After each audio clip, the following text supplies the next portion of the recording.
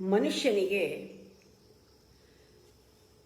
Food, clothing, shelter basic need ಅಂತ ಹೇಳ್ತೀವಿ.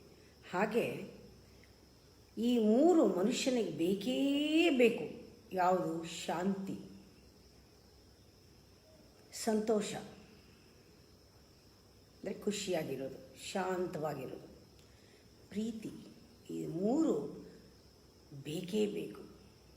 This are emotional quality. ನಮ್ಮ ಸ್ವಭಾವಕ್ಕೆ ಇದು ಬರದೇ ಇದ್ದರೆ, ಇದು ಮೂರು ಸಿಗದೇ ಇದ್ದರೆ ನಾವು ಇನ್ಕಂಪ್ಲೀಟ್ ಆಗಿಬಿಡ್ತೀವಿ. ಎಲ್ಲರನ್ನೂ ಕೇಳಿ ಎಲ್ಲರೂ ಹೇಳ್ತಾರೆ, ನನಗೆ ಶಾಂತಿ ಬೇಕು,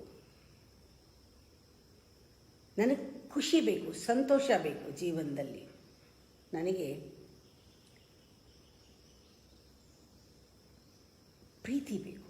ಪ್ರೀತಿ, hankering for love, hankering for peace, hankering for happiness.